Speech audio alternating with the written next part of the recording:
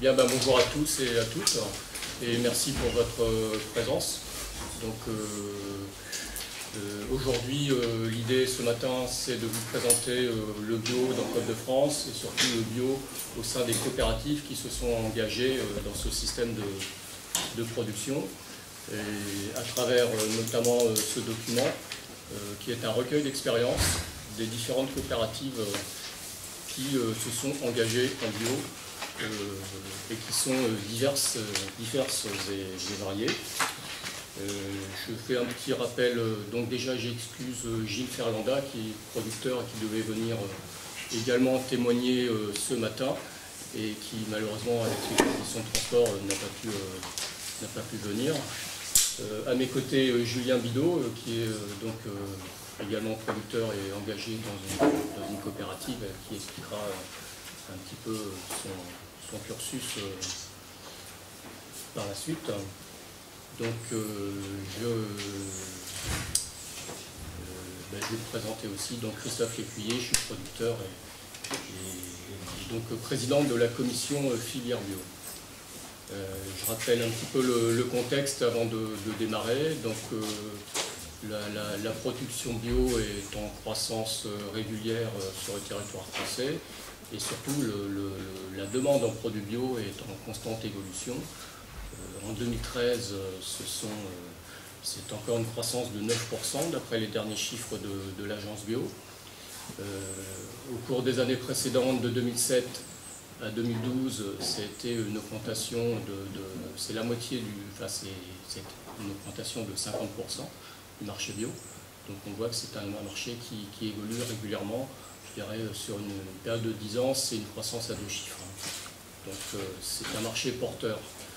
Je rappelle aussi le contexte réglementaire, puisque le bio s'appuie sur un cahier des charges solide, un cahier des charges européen, donc public, et qui était encore en évolution, puisque la Commission européenne a présenté dernièrement une nouvelle évolution de ce règlement.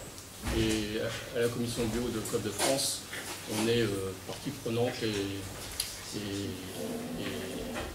on est force de proposition au sein de la communauté européenne via le ministère de l'Agriculture. En quelques mots, la commission bio de Côte de France existe depuis une quinzaine d'années. Au départ, c'était un noyau de coopératives essentiellement axé sur la collecte de grains en grande culture. Aujourd'hui, cette commission s'est largement étoffée par rapport au nombre de coopératives et également étoffée par rapport à la diversité des coopératives, tant par leur taille que par leur type de production et de transformation. Voilà.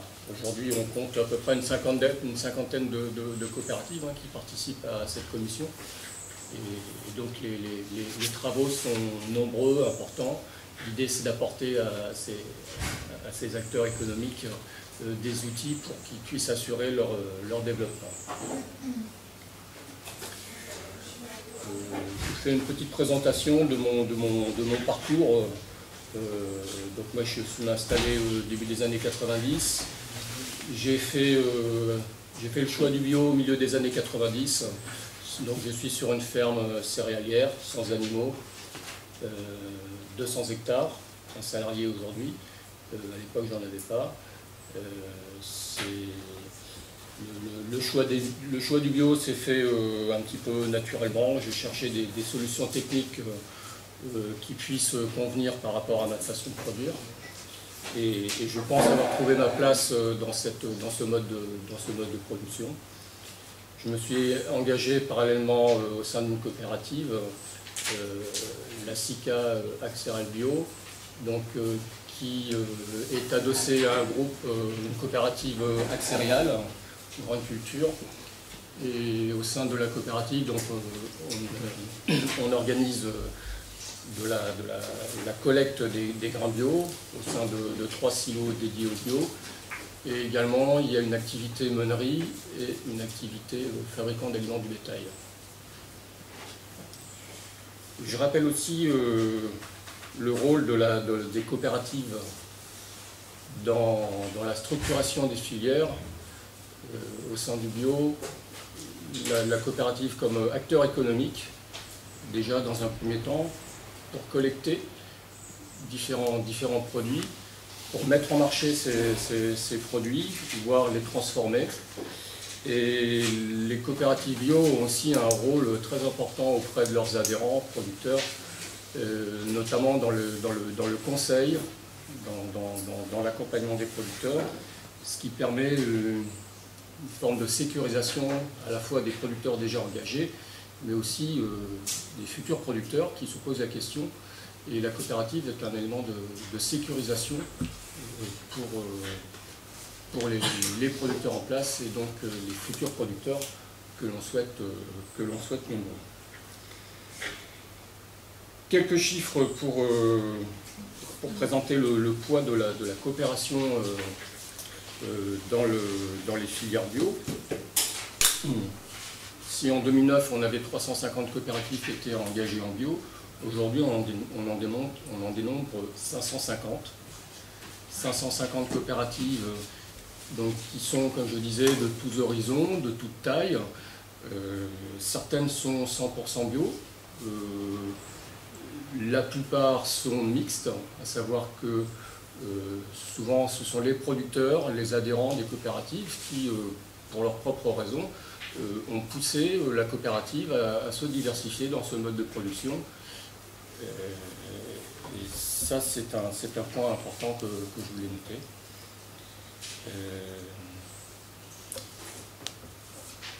Aujourd'hui, on dénombre 7500 adhérents au sein de ces coopératives qui sont engagés en bio. C'est un nombre important sur les 25 000 producteurs bio français. Donc on peut dire qu'un tiers des producteurs français sont engagés auprès d'une coopérative.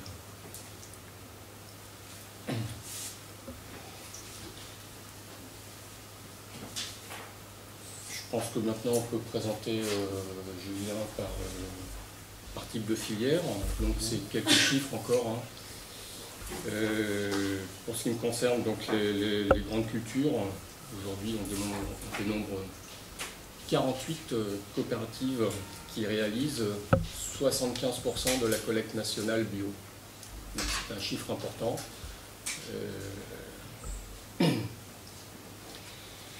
Il y a aussi des coopératives qui font de l'aliment du bétail. Et là, il y a 14 coopératives qui réalisent 70% de la production d'aliments de bétail bio français.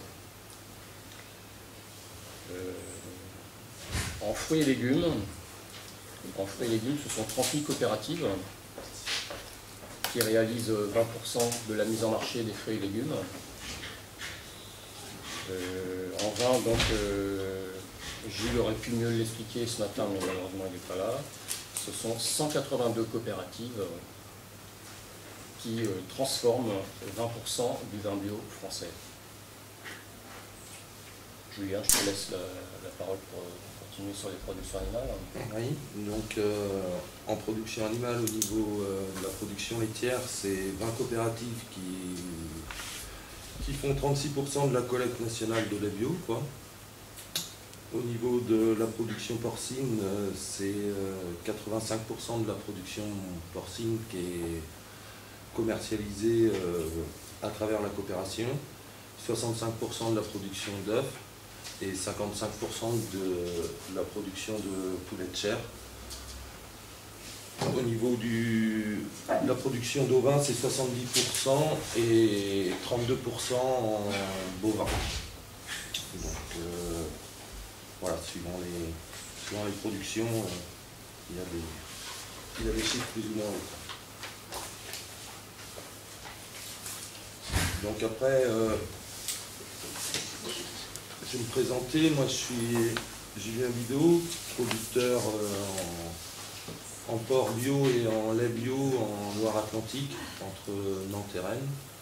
Je me suis installé en 2006 sur l'exploitation familiale avec mon père et un salarié à temps complet. l'exploitation était en bio depuis 1998. Voilà. Aujourd'hui, on produit 600 000 litres de lait par an et 1200 porcs. Donc on achète les petits porcelets à 10 kg et on les engraisse jusqu'à 95 kg. Le tout sur 150 hectares de terre. Et ce qui permet d'être 100% autonome sur la production laitière et 70% autonome en autonomie alimentaire sur la production porcine. À côté de ça, je me suis investi dans le groupement de producteurs Biodirect en tant qu'administrateur, qui est un groupement qui représente 86 producteurs et 50% de la production française en porc bio, quoi. Notre objectif c'était de commercialiser un maximum de notre production jusqu'au bout de la chaîne, c'est-à-dire aller aussi dans la transformation de notre produit, quoi, en tant que producteur.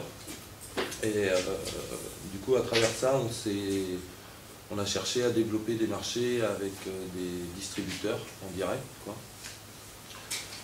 On a vu, d'où là s'est mis, on va dire, à partir de 2010, un partenariat avec un distributeur qui s'appelle Système U, qui était demandeur de travailler avec des groupements de producteurs 100% bio français, plutôt que d'avoir une partie de leurs produits qui pouvaient arriver de l'étranger. Et d'où est née une association, on va dire, les Porcs Bio de France. Ça nous a permis donc aux 3 groupements de producteurs 100% bio qui sont donc Biodirect, RK Bio et puis Biocentre et aussi Unebio, qui étaient 3 groupements qui fournissaient Système U. On s'est associé, on a créé une association qui s'appelle les Porcs Bio de France afin de fournir Système U en leur garantissant une production 100% porc bio française, quoi. Donc l'objectif de cette association-là et de cette mise en place, on va dire, de commercialisation, c'était pour nous producteurs de réussir à avoir une valorisation de nos animaux qui nous permettait un prix rémunérateur, mais aussi d'aller vers un équilibre de la carcasse de nos animaux qui dans toutes les pièces, plutôt que d'essayer de valoriser que du jambon ou de la poitrine, sans valoriser les restes de la partie du cochon.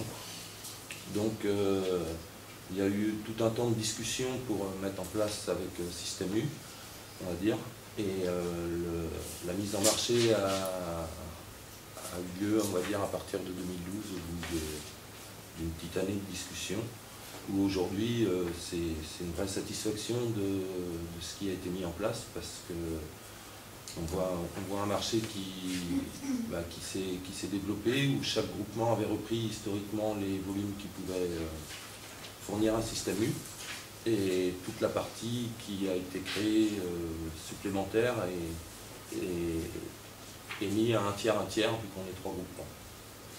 Donc voilà. À côté de ça, on s'est associé avec des transformateurs qui se sont engagés à transformer pour Système U selon des chartes de qualité de produits, quoi. Les 2 transformateurs principaux sont l'entreprise Liadaire dans les Côtes d'Armor, pour tout ce qui est jambon, poitrine, lardon et pâté de campagne, et l'entreprise Stemlen qui est plutôt basée sur Lyon pour tout ce qui est fumée et Francfort. Donc aujourd'hui on continue à travailler sur le développement qui est toute la partie viande fraîche, voilà, qui est une partie un peu plus compliquée, on va dire, que toute la partie produits transformés. Maintenant pour nous, le groupement de producteurs, la satisfaction qu'on a, c'est de réussir à maintenir un prix rémunérateur pour nous en tant que producteurs, et de valoriser nos animaux le mieux possible. Donc voilà ce que je peux dire. Ok, donc sécuriser les producteurs dans la durée. Dans la durée, la mise en marché. Par des partenariats avec des transformateurs, avec des distributeurs. C'est le rôle des coopératives qui est illustré ici par Julia sur une production bio. Et ça, c'est un élément important. C'est un élément important. Les coopératives cherchent à sécuriser les producteurs qui se sont engagés, donc en sécurisant les filières du champ à l'assiette, parce que selon le type de production, effectivement, il y a production, transformation et on va jusqu'au bout, parfois. Recherche aussi de nouveaux débouchés. Vous trouverez donc de nombreux exemples dans le document, mais souvent les coopératives sont aussi source d'innovation technique. Les coopératives permettent aussi aux producteurs de mutualiser les risques et surtout, comme je disais tout à l'heure, d'accompagner les producteurs sur ce mode de production en mettant à leur disposition non seulement du matériel, mais des hommes qui sont formés pour les aiguiller sur ce mode de production. Voilà, je pense que l'essentiel a été dit. Je tiens à remercier toute l'équipe de COP de France qui a réalisé ce document, et en premier lieu donc Clément Lepeu qui est notre animateur de la commission filière bio, et aussi toute l'équipe de terrain dans différentes régions qui ont permis à la fois de réaliser ces témoignages et de faire donc ce document. Voilà, donc si vous avez... Juste pour compléter, on a quelques événements aussi qui sont prévus à la suite en région. Donc on a des journées portes ouvertes à la fois dans l'Ouest, en Rhône-Alpes et en Midi-Pyrénées, au sein de coopératives qui font ça donc à l'automne, parce que dans plusieurs régions on a des quinzaines bio automnales. Donc avec des journées portes ouvertes au sein de coopératives engagées en bio, avec des petits événements pour poursuivre un petit peu cette dynamique, dans la mesure où voilà, on voit qu'il y a une grande richesse des initiatives qui ont été prises par les coopératives. Ça c'est un petit exemple, ce document, ça permet juste de voir des initiatives particulières. L'idée étant de pouvoir les diffuser. C'est bien le rôle de COP de France d'être un lieu d'échange entre les différentes COP, entre les différentes actions mises en place par les coopératives, et notamment sur le bio, où on voit qu'il y a à la fois une demande à des coopératives qui est importante, mais aussi disons un besoin fort de partager et d'échanger. Donc c'est bien un peu l'idée de ce document, c'est déjà de faire un premier état des lieux, et ensuite ça peut permettre de capitaliser un peu plus sur ce qui a été fait, d'avancer sur un meilleur partage des initiatives et des idées.